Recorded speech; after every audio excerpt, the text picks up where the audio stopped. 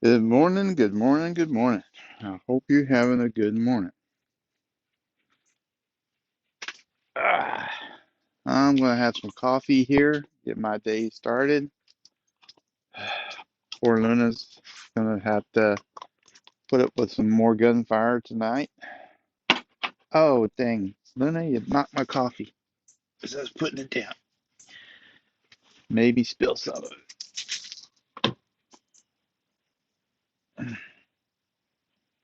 Well, I hope you guys are having a good morning. Let me get my coffee before Luna makes me throw again.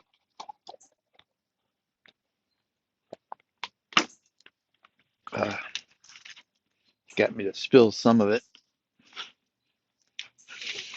All right, so I'm gonna do something a little bit different. Smell my hands because put a little uh, bug spray down to the bugs away. See if it works. Yesterday, quite a few bugs over here. They usually don't mess with me very much. It's my wife. They go after her quite a bit, but me they leave alone. But kind of distracting. So put down some DDT to. It's not DDT. It's what's the name? DEET. When I was growing up, DDT was big. We used to have DDT all over the place. So now it's not as common.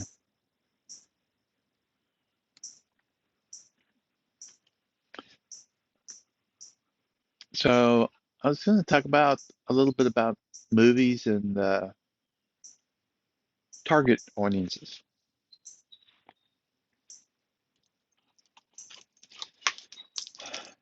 So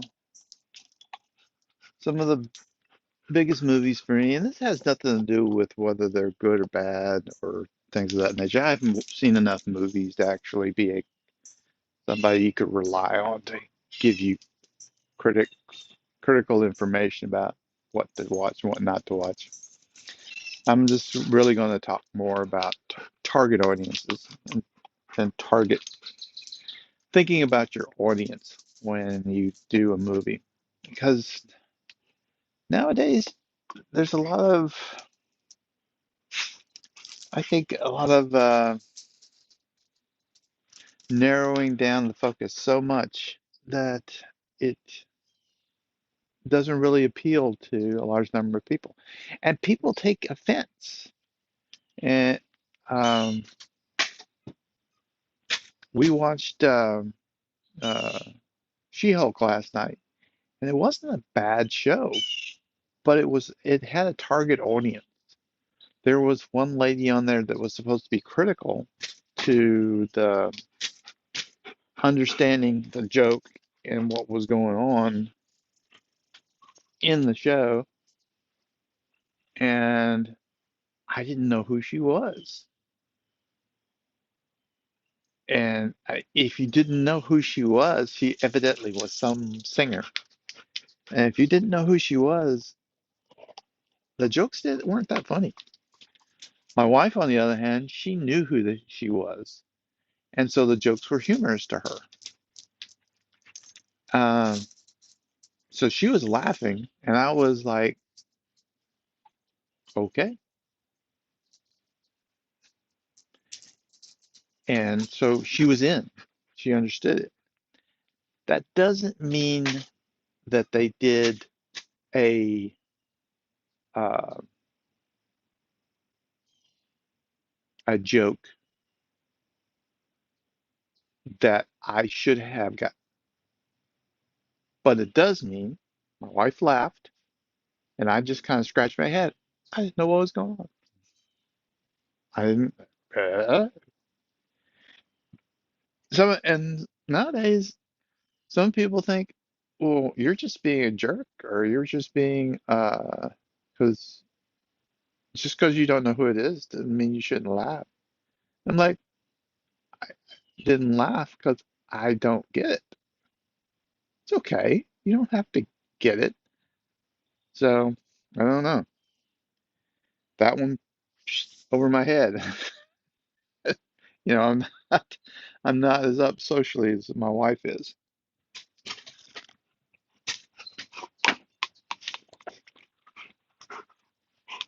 So, um, yeah, you threw it behind me. She'll drop the ball, and then it boing boing shoo to the other side. Uh, okay, back to target audiences.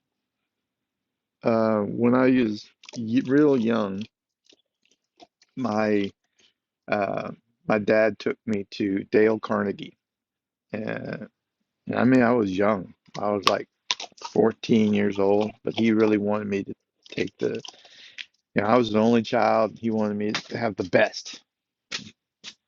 best in the world. You know, any good parent. Like I said, my mother and father are amazing parents. So at Dale Carnegie, one of the things they taught, and I think I mentioned this long many videos ago, was that it was important for you to get in the mind of the person you were talking to empathize with them and what they were thinking. Uh, Not be yourself and push at them. So, target audiences, when you're developing a story, can lead to a huge success or failure in a project. And the example we're going to use today is movies and TV shows. One of the uh,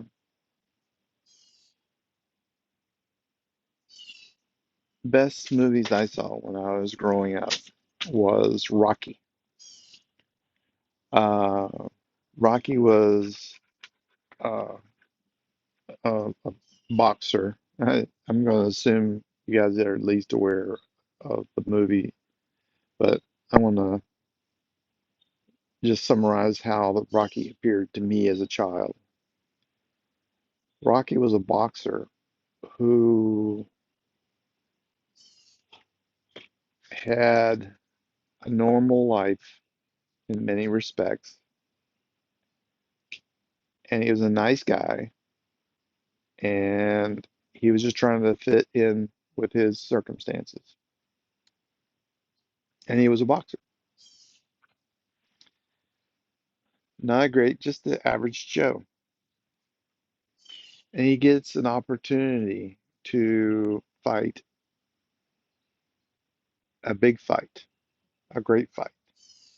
It's like many of us, we go through life and then all of a sudden we may get that opportunity. And he makes the most of that opportunity. He puts aside his um, shortcomings and he has friends pull him up to be the best that he can be, and he goes out and uh, he doesn't win, but he is amazing what people thought he should be. He was truly uh, he truly was the best he could be. The target audience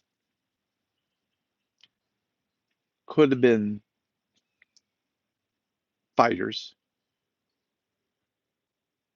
It could have been he was from Philadelphia, or the show was shot in Philadelphia. It could be for people in Philadelphia. It could have been a lot of things more focused, but they intentionally wrote it for anybody who was out there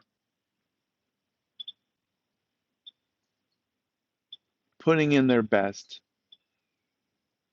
but not really getting the opportunities to shine. Much bigger audience than those other two. And it was a big success.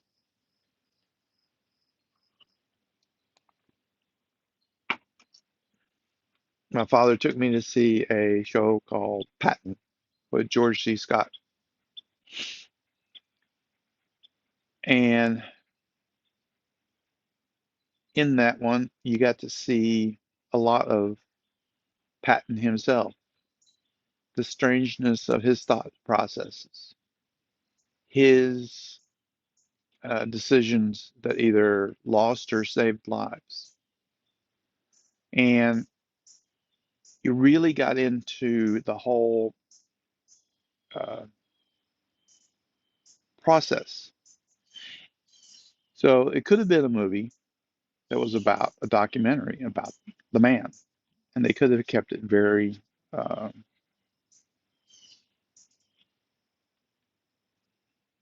straight down the line of what he did and what he accomplished.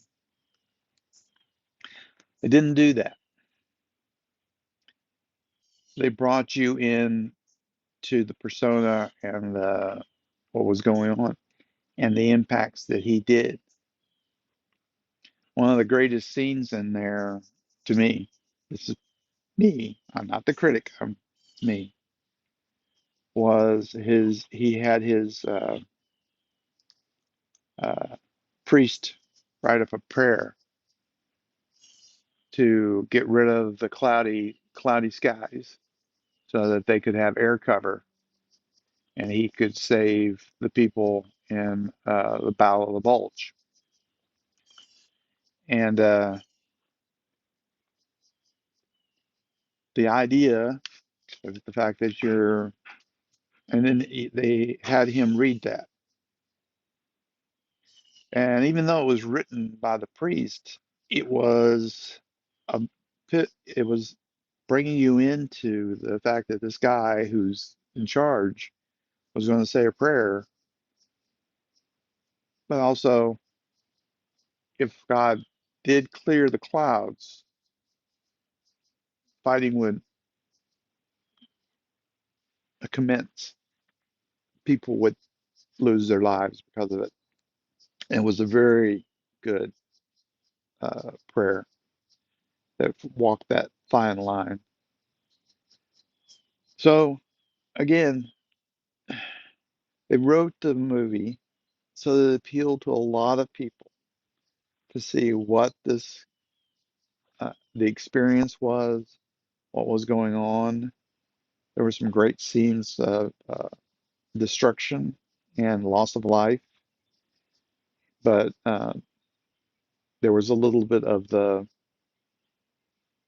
chivalry and a little bit of the egos between like Patton and the British commander Montgomery. So they broadened it out to a large audience. Nowadays, I see a lot of stuff. I don't even know if they even care what the audience wants. A lot of these things, they're pretty. They do a good job of making the show good, but I don't care about the characters. I don't care about what's going on. Oh, I'll give you one. And this, again, this is coming from my personal point of view. One of my favorite shows, animated shows, was Mulan. Uh, when I went to see Mulan in the theater, I went with my daughter. It was just me and my daughter. And in Mulan, the girl she's a little awkward. She's not sure about some things should do and how she should uh, be in life. So, like my daughter. Daughter was about 12 at the time when it came out. She was at that age. She was starting to find herself. She was getting her footing. And then the war broke out, and the father, even though he was old, he was called up for service.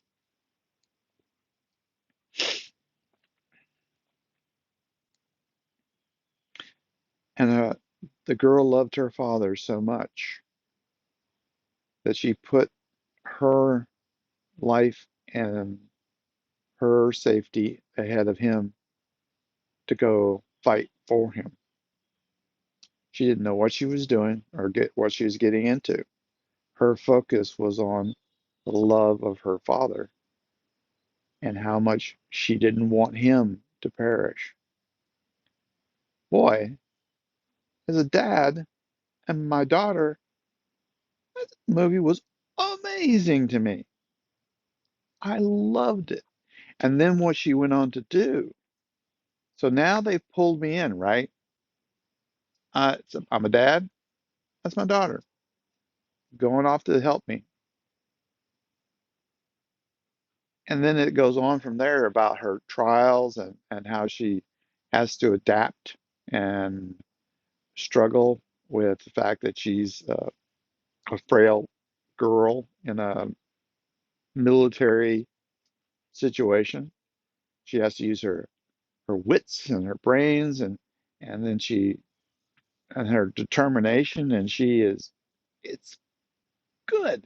It's a really good movie. And it really made me feel a lot in there. And at the end of it, I was crying and my daughter was crying. They had done the amazing thing of both of us crying at the end of the show. That's some good writing. They did a great job. They made a live action version, and I've never seen it. My wife was like, "Ah, it's all right." And I'm like, they did such a perfect job with the other one. I don't want to ruin it. I don't want to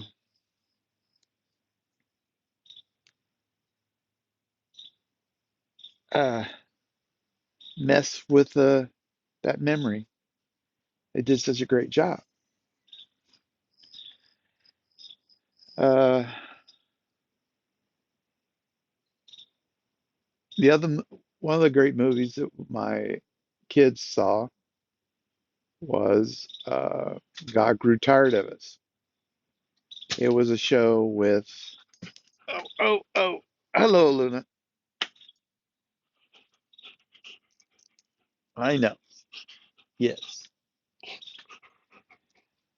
In it, it was a documentary about some Somali boys. I'm going to throw it. Go out a little bit.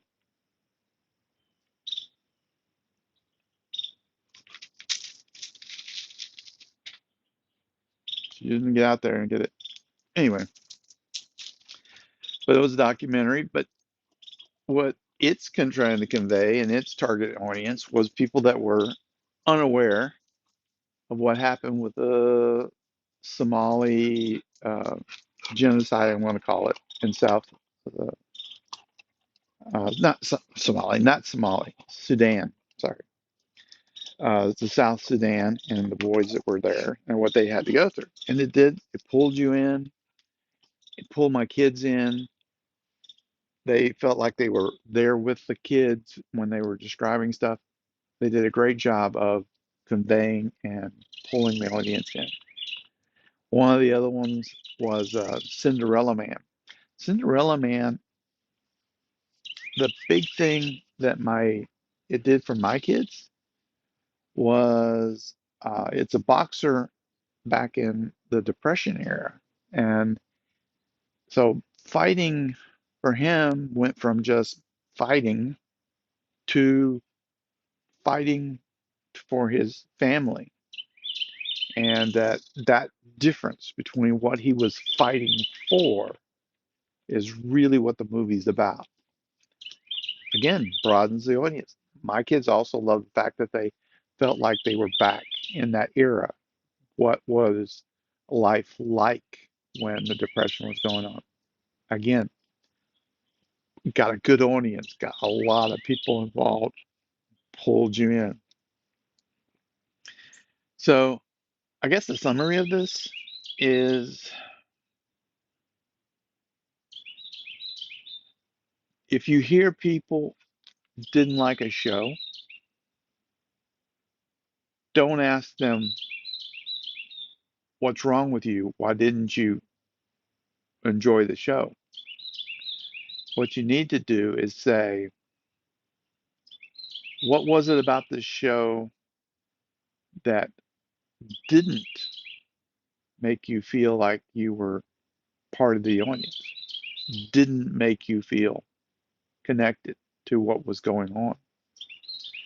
I'm amazed that critics even have a job in many respects, because they are so separated from the rest of us that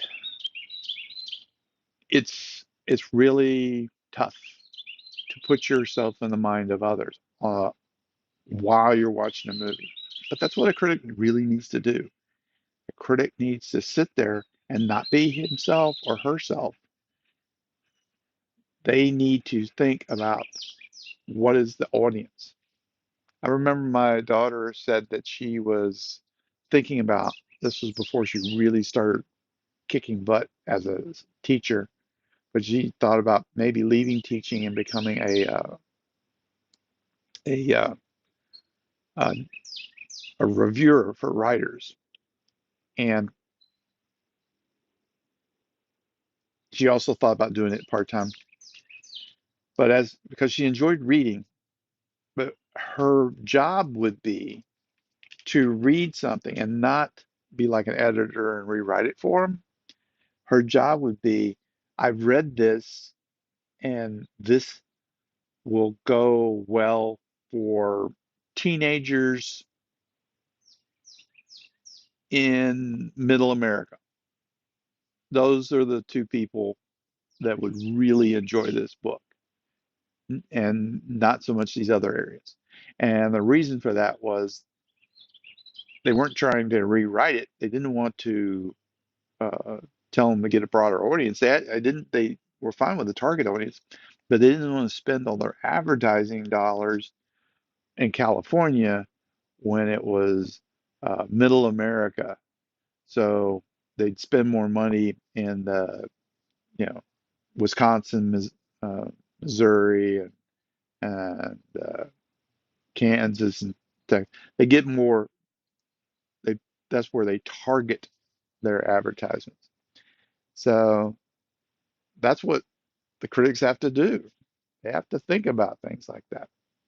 And sometimes they just write, "Oh, it was a great movie. Great for whom? It was great for people that have been displaced, that lived in uh, the Samoas, uh, Solomon Islands. It's wonderful for them. So it's a great movie. 5 stars. Okay, people aren't going to care. It's not really targeted for others. So, all right. So there you go. Empathy. Think about your audience. Think about who's impacted. Uh, it can be significantly different depending on what's going on. And I hope you guys have a wonderful day. And so far, we haven't had boom booms for little L here. So maybe Luna will have a little bit more relaxed morning. I don't think so. This is this is the start of hunting season. It usually is pretty pronounced for a while, but we'll see. She'll find out. We'll find out. We still got our ball. You guys have a wonderful morning.